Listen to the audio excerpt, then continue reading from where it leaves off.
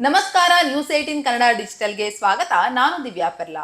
ತಮಿಳುನಾಡಿನ ಸಿಎಂ ವಿಜಯ್ ಅವರ ಡಿವೋರ್ಸ್ ವಿಚಾರ ಇವತ್ತು ವಿಚಾರಣೆಯಾಗಿದೆ. ಈ ಒಂದು ವಿಚಾರಣೆಯಲ್ಲಿ ವಿಜಯ್ ಅವರ ಪತ್ನಿ ಸಂಗೀತಾ ಅವರು ತಮ್ಮ ಡಿವೋರ್ಸ್ ಅರ್ಜಿಯನ್ನ ಹಿಂಪಡೆದಿದ್ದಾರೆ ಅಂತ ಹೇಳುವಂತಹ ಒಂದು ವಿಚಾರ ರಿವೀಲ್ ಆಗಿದೆ. ಈ ಹಿಂದೆ ಜೂನ್ 15ರಂದು ವಿಜಯ್ ಹಾಗೂ ಸಂಗೀತಾ ಅವರ ಡಿವೋರ್ಸ್ ನ ವಿಚಾರಣೆ ನಡೆದಿತ್ತು. ಆ ದಿನ ಕೋರ್ಟ್ ಅವರಿಬ್ಬರಿಗೂ ಕೂಡ ನೀವು ಮುಖತಃ ಬರಬೇಕು, ಕೋರ್ಟ್ಗೆ ವಿಚಾರಣೆಯಲ್ಲಿ ಪಾಲ್ಗೊಳ್ಬೇಕು ಅಂತ ಹೇಳಿತು. ಆ ಸಂದರ್ಭದಲ್ಲಿ ವಿಜಯ್ ಹಾಗೂ ಸಂಗೀತಾ ಎರಡೂ ಕಡೆಯ ಲಾಯರ್ಗಳು ಕೂಡ ಇಬ್ರು ಕೂಡ ಸೆಲೆಬ್ರಿಟಿ ಆಗಿರೋದ್ರಿಂದ ಮುಖತಃ ಕೋರ್ಟ್ಗೆ ಬಂದು ಡೈರೆಕ್ಟ್ ಆಗಿ ಹಾಜರಾಗೋದಿಕ್ಕೆ ಆಗೋದಿಲ್ಲ. ಅದಕ್ಕಾಗಿ ನೀವು ವಿಡಿಯೋ ಕಾನ್ಫರೆನ್ಸ್ ಮೂಲಕ ಈ ಒಂದು ವಿಚಾರಣೆಯಲ್ಲಿ ಭಾಗಿಯಾಗೋದಿಕ್ಕೆ ಅವಕಾಶ ಕೊಡಬೇಕು ಅಂತ ಕೇಳ್ಕೊಂಡಿದ್ರು. ಈ ನಂತರ ಜೂನ್ 15ರಂದು ಏನು ವಿಚಾರಣೆ ನಡೆದಿತ್ತು, ಆ ದಿನ ಆಗಸ್ಟ್ 7ನೇ ತಾರೀಕಿಗೆ ವಿಚಾರಣೆಯನ್ನ ಮುಂದೂಡಲಾಗಿತ್ತು. ಆದ್ರೆ ಇಂದು ವಿಚಾರಣೆ ನಡೆದಾಗ ಕೂಡ ವಿಜಯ್ ಅವರು ವಿಚಾರಣೆಯಲ್ಲಿ ಹಾಜರಾಗಿಲ್ಲ. ಆದ್ರೆ ಸಂಗೀತಾ ಅವರು ಲಂಡನ್ ನಿಂದಲೇ ವಿಡಿಯೋ ಕಾನ್ಫರೆನ್ಸ್ ಮೂಲಕ ಇವತ್ತಿನ ಡಿವೋರ್ಸ್ ಕೇಸ್ ವಿಚಾರಣೆಯಲ್ಲಿ ಭಾಗಿಯಾಗಿದ್ದಾರೆ.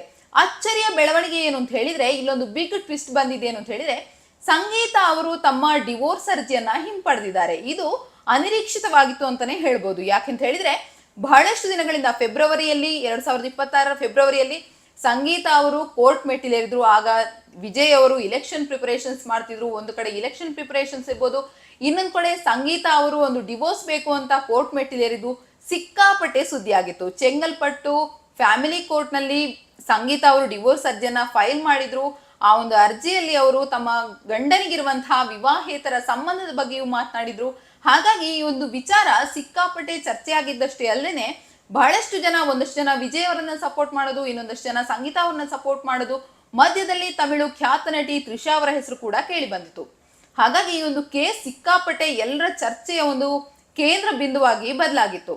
ಈಗ ಈ ಕೇಸ್ ನಲ್ಲಿ ದಿಢೀರಾಗಿ ಒಂದು ಬದಲಾವಣೆ, ಒಂದು ಟ್ವಿಸ್ಟ್, ಒಂದು ತಿರುವು ಬಂದಿದ್ದು ಸಂಗೀತಾ ಅವರು ಕೇಸ್ ಅನ್ನ ವಿತ್ಡ್ರಾ ಮಾಡಿದ್ದಾರೆ. ಅದೇ ರೀತಿ ಸಂಗೀತಾ ಅವರು ಯಾವಾಗ ತಮ್ಮ ಅರ್ಜಿಯನ್ನ ಹಿಂಪಡಿತಾರೆ ಅಂತ ಹೇಳಿದ್ರು, ಅಲ್ಲಿಗೆ ಕೋರ್ಟ್ ಕೂಡ ಈ ಒಂದು ಕೇಸ್ ಅನ್ನ ಕ್ಲೋಸ್ ಮಾಡಿದೆ. ಹಾಗೆಯೇ ಇನ್ನು ಮುಂದಿನ ದಿನಗಳಲ್ಲಿ ಒಂದ್ ವೇಳೆ ಅದನ್ನ ಮತ್ತೆ ಅವರೇನಾದ್ರೂ ರೈಸ್ ಮಾಡಬೇಕು ಅಥವಾ ಅರ್ಜಿ ಸಲ್ಲಿಸಬೇಕು ಅಂತ ಹೇಳಿದ್ರೆ ಆ ಅವಕಾಶವನ್ನ ಕೂಡ ಕೊಡಲಾಗಿದೆ. ಸದ್ಯ ಸಂಗೀತಾ ಅವರ ಈ ದಿಢೀರ್ ನಿರ್ಧಾರದ ಹಿಂದಿನ ಕಾರಣ ಏನು ಅಂತ ಹೇಳಿ ನೋಡೋದಾದ್ರೆ, ನಾವು ಗಮನಿಸಿರ್ಬೋದು, ಒಂದು ತಿಂಗಳ ಹಿಂದೆ ಸಂಗೀತಾ ಹಾಗೂ ವಿಜಯ್ ಅವರ ಡಿವೋರ್ಸ್ ಕೋರ್ಟ್ ಹೊರಗಡೆ ಫೈನಲ್ ಆಗಿದೆ, ಅವರ ಮಧ್ಯೆ ಒಂದು ಅಮೌಂಟ್ ಸೆಟ್ಲ್ ಆಗಿದೆ ಅಂತ ಹೇಳುವಂತಹ ಮಾತುಗಳು ಸೋಷಿಯಲ್ ಮೀಡಿಯಾದಲ್ಲಿ ಕೇಳಿ ಬರ್ತಾ ಇತ್ತು. ಆದ್ರೆ ಇದ್ಯಾವುದು ಕೂಡ ಅಧಿಕೃತವಾದ ವಿಚಾರ ಆಗಿರ್ಲಿಲ್ಲ. ಹೀಗಿದ್ರು ಕೂಡ ವಿಜಯ್ ಅವರು ಯಾವಾಗ ಸಿಎಂ ಆದ್ರೋ ಆ ಸಂದರ್ಭದಲ್ಲಿ ನಿಜವಾಗ್ಲೂ ಕೂಡ ಸಂಗೀತಾ ಹಾಗೂ ವಿಜಯ್ ಅವರು ಬೇರೆ ಆಗಲ್ಲ, ಅವರ ಮಧ್ಯೆ ಯಾವ ರೀತಿ ಭಿನ್ನಾಭಿಪ್ರಾಯಗಳಿದ್ವೋ ಅದೆಲ್ಲವೂ ಕೂಡ ಕೋರ್ಟ್ ಹೊರಗಡೆಯೇ ಇಬ್ರು ಕೂಡ ಮಾತನಾಡಿ ಸಾರ್ಟ್ ಔಟ್ ಮಾಡಿದ್ದಾರೆ. ಅಷ್ಟೇ ಅಲ್ಲದೆ ಒಂದು ಅಮೌಂಟ್ ನ ಒಂದು ಸೆಟಲ್ಮೆಂಟ್ ಕೂಡ ರೆಡಿ ಆಗಿದೆ, ಒಂದು ಪರಿಹಾರವನ್ನ ವಿಜಯ್ ಅವರು ಕೊಡೋದಿಕ್ಕೆ ರೆಡಿ ಆಗಿದ್ದಾರೆ ಅಂತ ಹೇಳುವಂತ ಸಾಕಷ್ಟು ವಿಚಾರಗಳು ಸೋಷಿಯಲ್ ಮೀಡಿಯಾದಲ್ಲಿ ಹರಿದಾಡ್ತಾ ಇತ್ತು. ಇವತ್ತಿನ ಈ ಒಂದು ಬೆಳವಣಿಗೆಯನ್ನ ನೋಡಿದ್ರೆ ಅಂದು ಆಗಿರುವಂತಹ ಆ ಒಂದು ಟಾಕ್ಗೆ ಸಿಂಕ್ ಆಗೋದನ್ನ ನಾವು ಗಮನಿಸಬಹುದು. ಆದ್ರೆ ಈ ಬಗ್ಗೆ ವಿಜಯ್ ಆಗ್ಲಿ ಅಥವಾ ಸಂಗೀತಾ ಅವರಾಗ್ಲಿ ಯಾವುದೇ ರೀತಿಯ ಒಂದು ಅಧಿಕೃತ ಹೇಳಿಕೆಯನ್ನ ಕೊಟ್ಟಿಲ್ಲ. ಹೀಗಿದ್ರೂ ಕೂಡ ವಿಜಯ್ ಹಾಗೂ ಸಂಗೀತಾ ಅವರ ಡಿವೋರ್ಸ್ ವಿಚಾರದಲ್ಲಿ ಈ ಒಂದು ಬೆಳವಣಿಗೆ ಏನಿದೆ, ಈ ಒಂದು ದಿಢೀರ್ ಆಗಿರುವಂತಹ ಟ್ವಿಸ್ಟ್ ಏನಿದೆ, ಎಲ್ಲರ ಅಚ್ಚರಿಗೆ ಕಾರಣವಾಗಿದೆ. ಸದ್ಯ ವಿಜಯ್ ಅವರು ತಮಿಳುನಾಡಿನಲ್ಲಿದ್ರೆ ಅವರ ಮಗ ಕೂಡ ತಮಿಳುನಾಡಿನಲ್ಲಿದ್ದಾರೆ. ಆದ್ರೆ ವಿಜಯ್ ಅವರ ಪತ್ನಿ ಸಂಗೀತಾ ಅವರು ಲಂಡನ್ ನಲ್ಲಿದ್ದಾರೆ. ಅದೇ ರೀತಿ ಅವರ ಮಗಳು ವಿಜಯ್ ಮತ್ತು ಸಂಗೀತಾ ಅವರ ಮಗಳು ಕೂಡ ತಮ್ಮ ತಾಯಿಯೊಂದಿಗೆ ಲಂಡನ್ ನಲ್ಲಿದ್ದಾರೆ. ವಿಜಯ್ ಅವರ ಮಗ ತಮ್ಮ ಸಿನಿಮಾದ ರಿಲೀಸ್ಗಾಗಿ ಎದುರು ನೋಡ್ತಾ ಇದ್ದು, ಅವರ ಮಗ ಸಿಗ್ಮಾ ಎನ್ನುವಂತಹ ಸಿನಿಮಾದ ಮೂಲಕ ಡೈರೆಕ್ಟರ್ ಆಗಿ ಕಾಲಿವುಡ್ಗೆ ಎಂಟ್ರಿ ಕೊಡ್ತಾ ಇದ್ದಾರೆ. ಹಾಗಾಗಿ ಜೇಸನ್ ಸಂಜಯ್ ಅವರು, ವಿಜಯ್ ಅವರ ಮಗ ಜೇಸನ್ ಸಂಜಯ್ ಅವರು ತಮಿಳುನಾಡಿನಲ್ಲಿಯೇ ಇದ್ದಾರೆ. ಒಂದು ಕಡೆ ವಿಜಯ್ ಅವರು ಕೂಡ ರಾಜಕೀಯ ಚಟುವಟಿಕೆಗಳಲ್ಲಿ ಬ್ಯುಸಿ ಆಗಿದ್ದಾರೆ, ಸೆಷನ್ಸ್ ಗಳಲ್ಲಿ ಬ್ಯುಸಿ ಆಗಿದ್ದಾರೆ.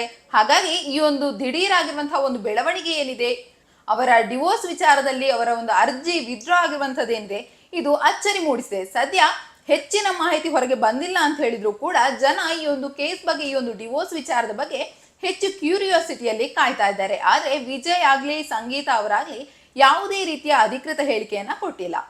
ನಿರ್ಭೀತ, ನಿಷ್ಪಕ್ಷಪಾತ, ವಿಶ್ವಾಸಾರ್ಹ ಸುದ್ದಿಗಳಿಗೆ ಮತ್ತೊಂದು ಹೆಸರಾಗಿರುವಂತ ನ್ಯೂಸ್ 18 ಕನ್ನಡ ಈಗ ಆಪ್ನಲ್ಲೂ ಲಭ್ಯವಿದೆ. ದಯವಿಟ್ಟು ಇಲ್ಲಿರುವ QR ಕೋಡ್ ಅನ್ನ ಸ್ಕ್ಯಾನ್ ಮಾಡಿಕೊಂಡು ಆಪ್ ಅನ್ನ ಡೌನ್ಲೋಡ್ ಮಾಡೋದಕ್ಕೆ ಮರಿಬೇಡಿ. ನಿಮ್ಮ ಬೆಂಬಲ ಹೀಗೆ ಸದಾ ನಮ್ಮೊಂದಿಗಿರಲಿ. ಧನ್ಯವಾದ.